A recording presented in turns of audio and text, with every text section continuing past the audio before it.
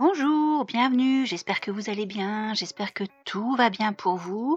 Aujourd'hui, dans l'épisode 25 de la saison 2 du Bootcast, nous allons partager ensemble l'écrit 74 de Nichiren Daishonin intitulé Les digues solides de la foi. En voici les points de repère. Cette lettre est datée du 3e jour du 9e mois sans que soit précisée l'année. On pense cependant qu'elle fut écrite en 1275, un an et demi après le retour de Nichiren de l'exil de Sado. Elle s'adresse à la nonne séculière Senichi, épouse d'Abutsubo. Il s'agit en fait d'une réponse à une question de la nonne séculière concernant les effets de la calomnie de l'enseignement correct, selon ses différents degrés. Nichiren dit « Si la faute d'un croyant est légère, n'y attachez pas d'importance et guidez-le pour qu'il obtienne des bienfaits.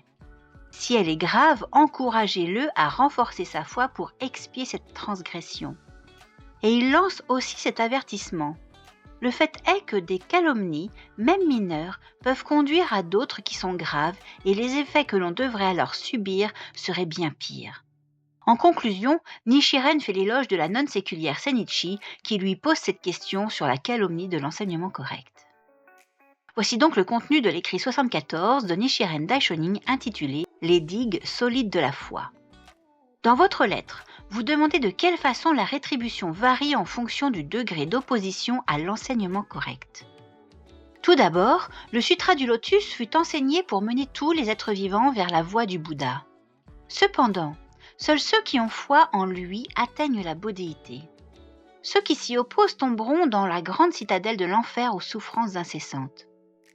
Comme le dit le sutra, si quelqu'un n'y accorde pas foi mais au contraire dénigre ce sutra, il réduira aussitôt à néant toutes les graines qui lui auraient permis en ce monde de devenir un Bouddha. Lorsque sa vie s'achèvera, il se retrouvera dans l'enfer Avissi. Il y a bien des degrés à l'opposition. Elle peut être superficielle ou profonde, légère ou lourde. Même parmi ceux qui adoptent le Sutra du Lotus, très rares sont ceux qui le gardent constamment dans leur esprit comme dans leurs actes. Rares sont les pratiquants qui peuvent garder ce sutra. Mais ceux qui le font ne subiront pas de rétribution grave, même s'ils ont commis des oppositions mineures contre lui. Leur foi forte, face à leurs petites fautes, est comme une inondation qui éteint des feux minuscules.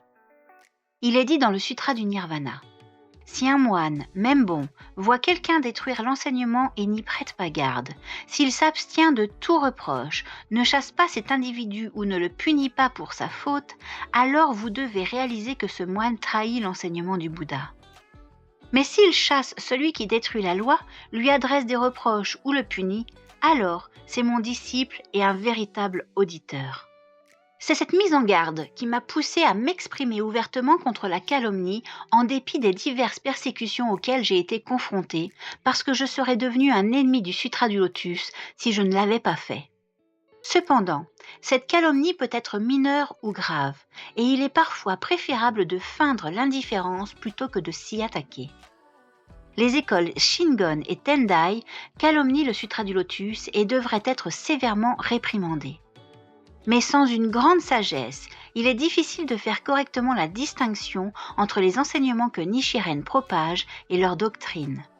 C'est pourquoi il faut parfois s'abstenir de les attaquer, comme je l'ai fait moi-même dans mon traité sur l'établissement de l'enseignement correct pour la paix dans le pays. Que nous dénoncions ou non cette calomnie, il sera difficile pour ceux qui ont commis cette grave faute d'éviter la rétribution. Voir, entendre et ne pas tenter de mettre un terme à cette calomnie alors qu'elle pourrait être évitée si nous la dénoncions, cela détruit les dons de la vue et de l'ouïe dont nous sommes dotés et constitue une attitude dépourvue de compassion. Zangan écrit « Si l'on se lie d'amitié avec quelqu'un sans avoir la bienveillance de le corriger, on est en fait son ennemi. Une faute grave est extrêmement difficile à effacer. Le plus important est de constamment renforcer notre désir d'apporter des bienfaits aux autres. Quand la faute d'une personne est mineure, une réprimande est parfois nécessaire, mais en d'autres occasions, elle est inutile, car certains peuvent se corriger par eux-mêmes sans qu'on le leur dise. Si vous devez réprimander une personne, faites-le de manière à ce que vous, comme elle, puissiez éviter les conséquences de sa faute. Ensuite, vous devriez lui pardonner. Le fait est que des calomnies, même mineures, peuvent conduire à d'autres qui sont graves et les effets que l'on devrait alors subir seraient bien pires. C'est ce que Zangan veut dire lorsqu'il écrit « Celui qui libère du mal l'offenseur agit comme son parent ». On trouve beaucoup d'exemples de calomnies de ce genre parmi les disciples, moines et laïcs de Nichiren. Je suis sûre que vous avez entendu parler du moine séculier Isshin-Osawa. En privé, il est considéré comme l'un des disciples laïcs qui suivent Nichiren, mais publiquement il demeure encore dans l'école Nembutsu. Que lui arrivera-t-il lors de sa prochaine vie ? Je lui ai néanmoins offert les 10 volumes du Sutra du Lotus. Renforcez maintenant votre foi plus que jamais. Toute personne qui enseigne les principes de la loi bouddhique à d'autres encourt inévitablement la haine des hommes et des femmes, des moines et des nonnes. Laissez-les parler comme bon leur semble. Confiez-vous aux enseignements d'or du Sutra du Lotus, du Bouddha Shakyamuni, de Tiantai, Miaole, Dengyo et Zangan.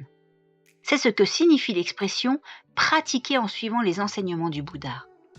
Il est dit dans le Sutra du Lotus « Si dans cette époque redoutable, quelqu'un est capable de prêcher ce sutra, ne serait-ce qu'un court moment, il méritera de recevoir des offrandes de tous les êtres célestes et humains. » Ce passage explique qu'à l'époque mauvaise de la fin de la loi, quand prévalent les personnes mauvaises souillées par les 3 poisons, celui qui croit et garde l'enseignement correct, ne serait-ce qu'un court moment, recevra des offrandes des êtres célestes et humains.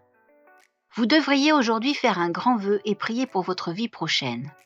Si vous ne croyez pas, ou si vous calomniez l'enseignement correct, ne serait-ce que de façon minime, vous tomberez certainement dans la grande citadelle de l'enfer aux souffrances incessantes. Supposez un bateau qui navigue en pleine mer. Même si ce bateau est de construction solide, s'il est envahi par les eaux en raison d'une fuite, il est certain que ceux qui sont à bord se noieront ensemble. Même si les digues entre les rizières sont solides, il suffit d'un trou de fourmis pour qu'à terme les rizières se vident de leur eau. Libérez le bateau de votre vie de l'eau de mer de la calomnie et de l'incroyance et consolidez les digues de votre foi. Si la faute d'un croyant est légère, n'y attachez pas d'importance et guidez-le pour qu'il obtienne des bienfaits. Si elle est grave, encouragez-le à renforcer sa foi pour expier cette transgression. Vous êtes en fait une femme peu ordinaire puisque vous me demandez d'expliquer les effets des divers degrés de calomnie de la loi. Vous méritez tout autant les éloges que la fille du roi dragon lorsqu'elle déclare « Pour délivrer les êtres vivants de leurs souffrances, je déploie les enseignements du grand véhicule. » On lit aussi dans le Sutra du Lotus. Poser des questions sur son sens, voilà qui sera réellement difficile. Rares sont ceux qui s'interrogent sur le sens du Sutra du Lotus. Soyez toujours déterminés à dénoncer la calomnie de l'enseignement correct au mieux de vos capacités. Il est vraiment merveilleux que vous m'aidiez à faire connaître mes enseignements. Avec tout mon respect, Nichiren, le 3e jour du 9e mois, réponse à la nonne séculière et épouse d'Abotsubo. C'était le contenu de l'écrit 74 de Nichiren Daishonin, intitulé « Les digues solides de la foi ». J'espère que ça vous a plu, j'espère que vous y avez trouvé des éléments, j'espère que ça vous a encouragé. En tout cas, vous pouvez nous retrouver sur toutes les plateformes de streaming audio. Apple Podcasts, Google Podcasts, Deezer, Spotify, qu'en sais-je et des meilleurs. Nous sommes aussi sur YouTube. Abonnez-vous, likez, où que vous soyez. Activez la cloche de notification, ne loupez rien. Ce serait dommage. Et puis, vous nous retrouvez aussi sur Instagram si vous voulez avoir une petite phrase en avant-première la veille de la publication. Voilà, vous êtes les bienvenus. Vous pouvez nous suivre. Vous avez aussi une page Tipeee, tout est dans la description si vous voulez nous soutenir beaucoup plus concrètement. N'hésitez pas un seul instant. Je vous remercie pour votre fidélité. N'hésitez pas à partager autour de vous, à faire connaître le podcast. Et je vous dis à très vite. Bisous!